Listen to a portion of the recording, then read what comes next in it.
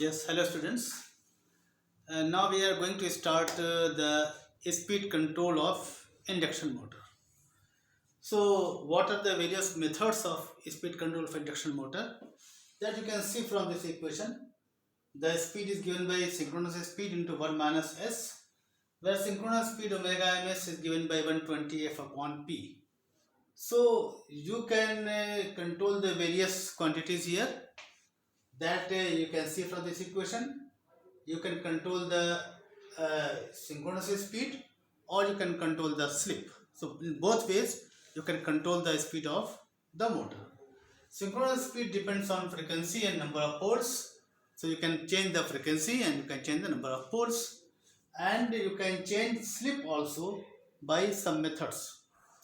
So let us see what are the various ways you can control the speed from stator side and from the rotor side.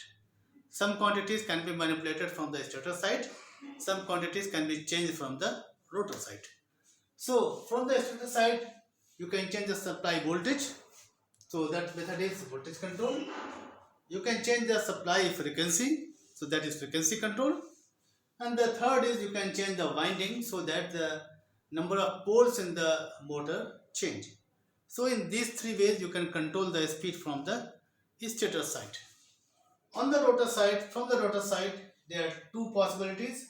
One is you can control the rotor's resistance, rotor circuit resistance, and of course these methods are possible only for wound rotor induction motor. The squirrel cage induction motor has a permanent copper bars permanently short circuited at the ends by end rings, so these cannot be manipulated. But in the wound rotor motor, you have the flexibility of controlling the rotor circuit resistance, and that can change the speed of the motor.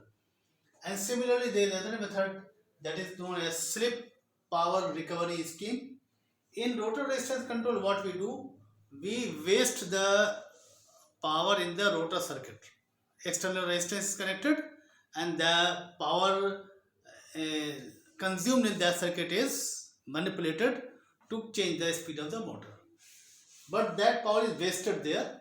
So that power which is wasted there, that can be recovered and can be utilized to run some other motor, or it can be fed back to the main supply. So these schemes are known as slip power recovery scheme. The power which is consumed in the rotor circuit is known as slip power. So that power is recovered and utilized either mechanically to run the motor, some auxiliary motor, or it can be converted into AC supply and can be fed back to the AC source. So these methods we shall discuss in detail in the coming lectures. So today we shall start with voltage control method. Now recall the equations.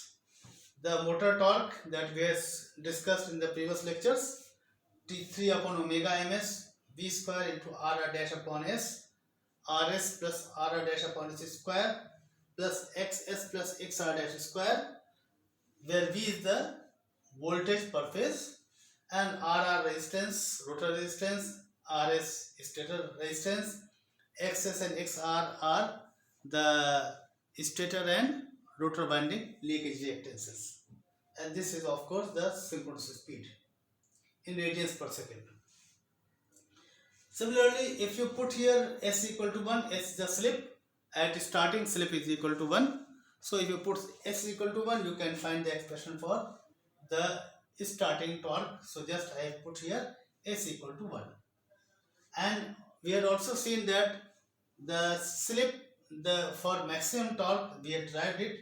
It was plus minus R dash upon Rs square plus Xs plus Xr dash square.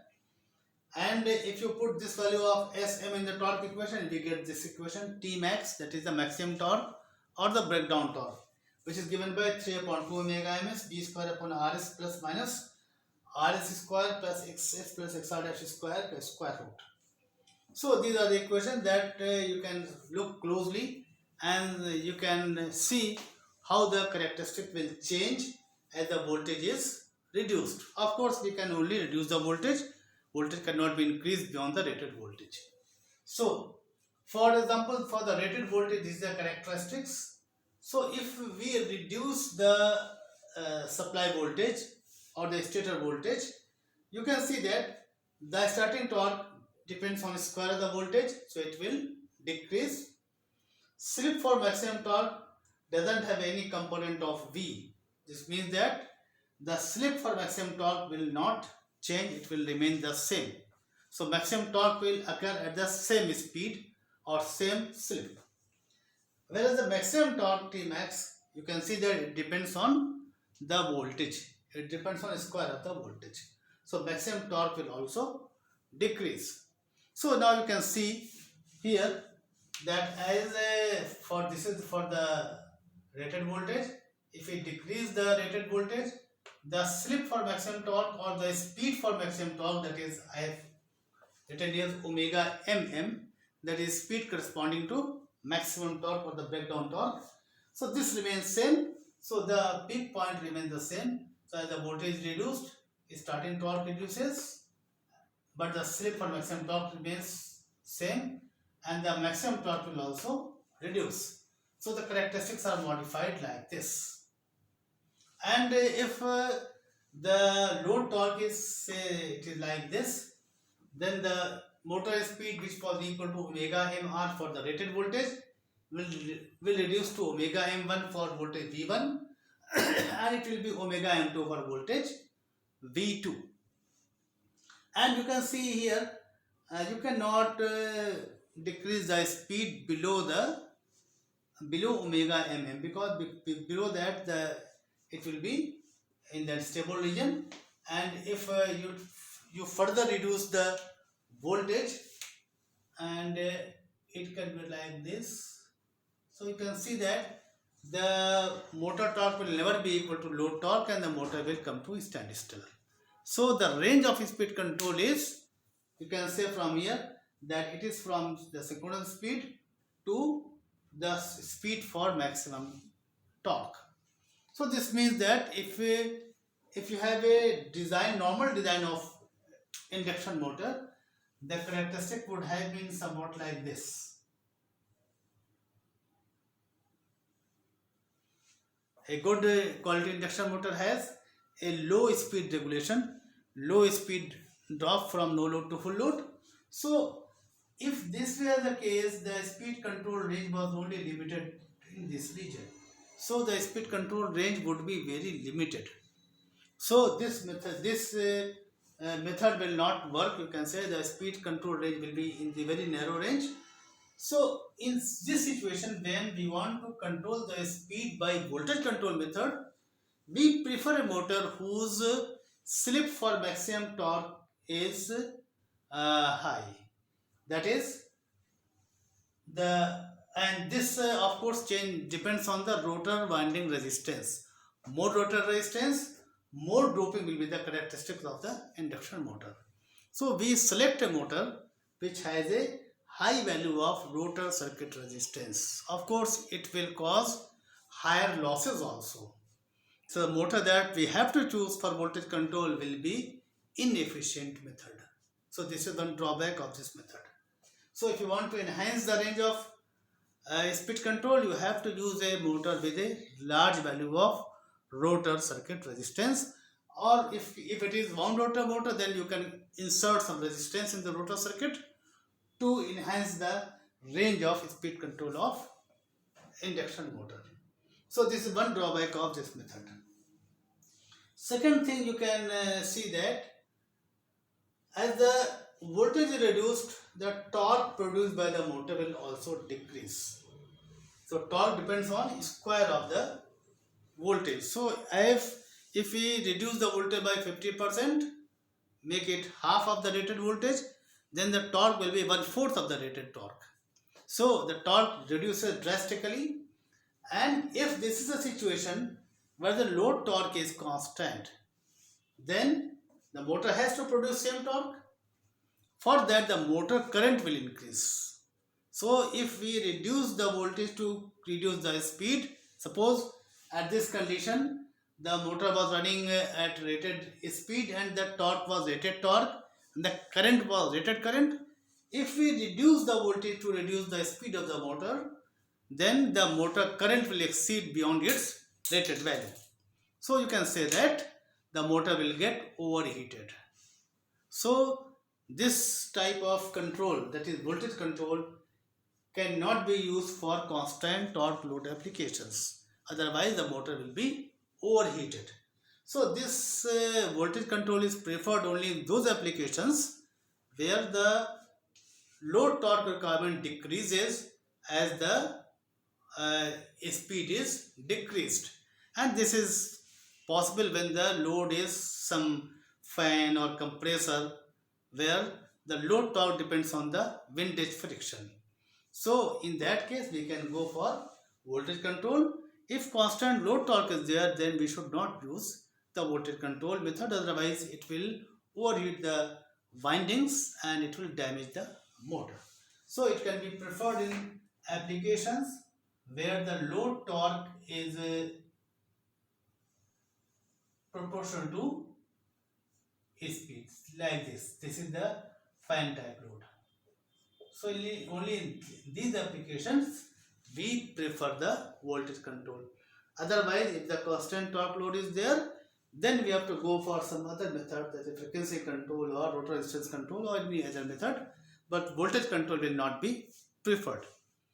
Now let us see how we can implement this method. I will just discuss it just now.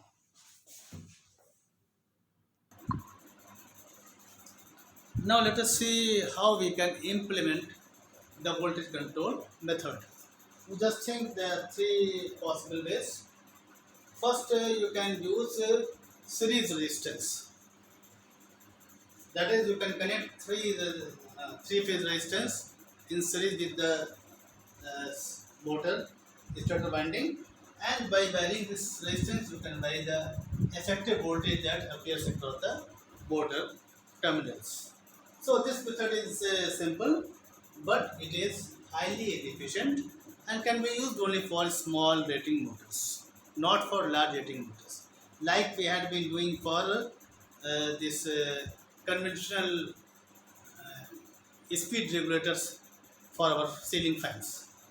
But for large motors, this method cannot be used because it is highly inefficient. The other way is you can use auto transformer or tap changing transformer, and by changing the tapping there, you can change the voltage that appears across the motor, and you can control the speed. This method is very good. As far as performance is concerned, the supply reaching the motor is perfectly sinusoidal, and the losses are small because auto transformer is an efficient device. So losses are not there. So it is very good as far as performance is concerned, but it will be costly and you will require more space, large space for putting the three-phase auto transformer. So that is the drawback of this method. The third way you can implement this method is by using AC voltage regulator. That is, you can connect three back-to-back connected thyristors, say T1, T2, T3, T4, T5, T6. So these three pairs will be connected in series with the winding. By varying the value of alpha, the firing angles of the thyristors, you can control the voltage that is reaching the motor. So you can say that if I explain the single phase supply, you will make this supply like this. By varying this alpha, you can vary the effective voltage or the RMS value of the voltage that is applied across the motor. So this method is simple, more economical, but it suffers from the drawback that the voltage that is appearing across the motor is non-sinusoidal. As we increase alpha, the voltage waveform gets distorted, and the voltage that is reaching here is containing harmonics.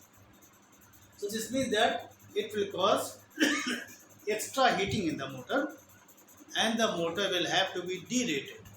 You cannot supply the same load torque that you could supply at the normal voltage. So this means that we have to go for derating of the motor. or you can say that the motor performance will worsen as we increase alpha to reduce the voltage and to reduce the speed of the motor. So they are drawback of this method. But as the advantage outweighs the drawback, we nowadays prefer this this method that is most economical out of these methods, most economical and efficient. The better method is auto transformer. If you want to get a very good performance from the motor, then you can go for auto transformer control. So these are the three ways you can control the speed of DC motor. So that was all about the voltage control. Now in the next lecture we shall discuss the frequency control. In voltage control we had seen that the torque produced by the motor decreases as we reduce the voltage. So this drawback will be eliminated in the frequency control method. So that is all for today.